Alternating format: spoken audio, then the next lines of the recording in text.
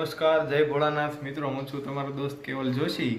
તો આજે છે ઉજ્જૈનમાં અમારો છેલ્લો દિવસ અને સાંજે નીકળવાનું છે અમારે ઘરે જવા માટે। તો આજે જોઈએ છીએ કેટલું ભરાય છે, કેટલા પ્લેસ જોવાય છે।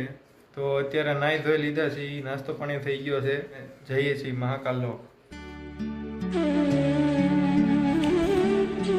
તો મહાકાલ કોરિડોરમાં એન્ટર થતાં પહેલાં અમે પહોંચી ગયા હતા ત્યાંના ભારત માતા મંદિરે દર્શન કરવા માટે।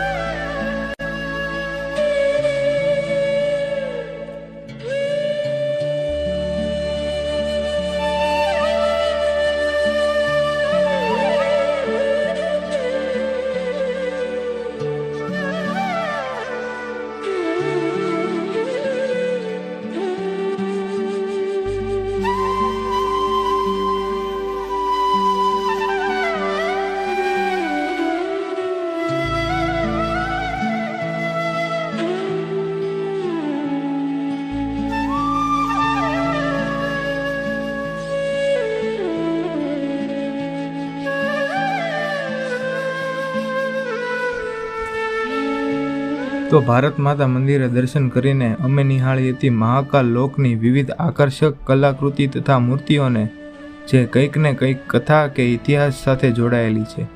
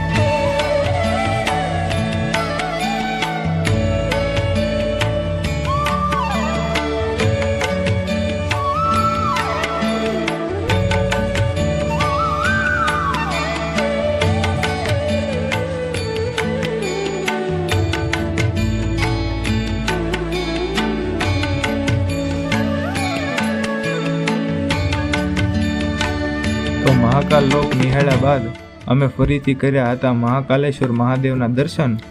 ત્યાં દર્શન કરીને સીધા જ ગયા હતા ત્યાંથી લગભગ 500 મીટર દૂર આવેલા એવા રાજા વિક્રમાદિત્યના આરાધ્ય દેવી તથા ભગવાન શ્રી કૃષ્ણના કુળદેવી એવા શ્રી હરસિદ્ધિ માતા શક્તિપીઠના દર્શન કરવા માટે।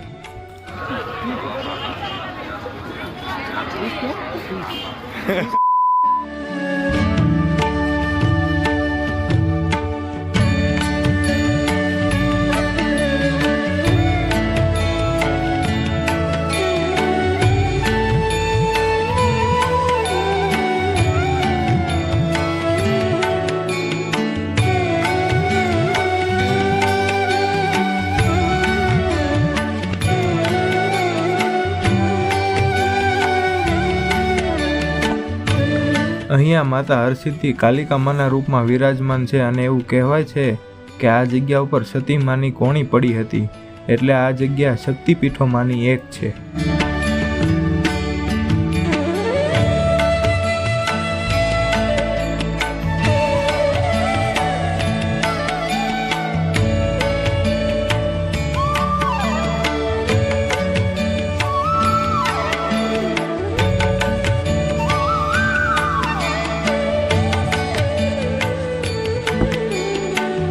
તો હરસિદ્ધિ માતાના દર્શન કરીને અમે ગયા હતા ત્યાં નજીકમાં જ આવેલા શ્રી રામેશ્વર મહાદેવના દર્શન કરવા માટે. એવું કહેવાય છે કે આ શિવલિંગની સ્થાપના ભગવાન શ્રી રામ, લક્ષ્મણ અને સીતા માતાએ કરી હતી અને આ શિવલિંગ એક માત્ર એવું શિવલિંગ છે જે પોતાની જલાધારી પર 360 ડિગ્રી સુધી ફરી શકે છે.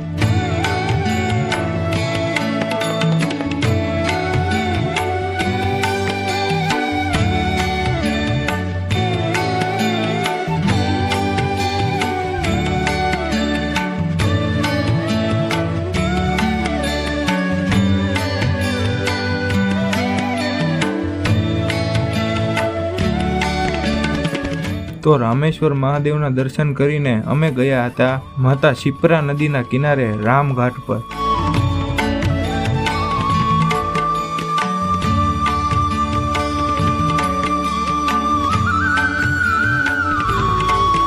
એવું કહેવાય છે કે શિપ્રા નદીના દર્શન કરવાથી જ રોગ માત્રમાંથી મુક્તિ મળે છે.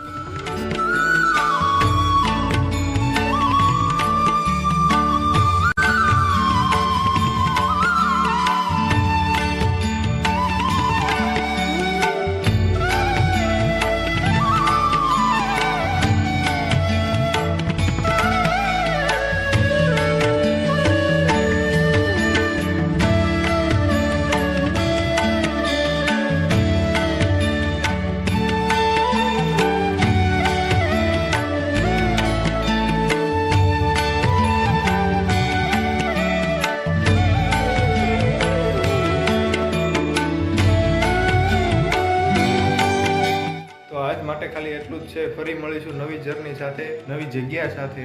ત્યાં સુધી જોડાયેલા રહેજો કેવલ જોશી વ્લોગ્સ સાથે. હર હર મહાદેવ.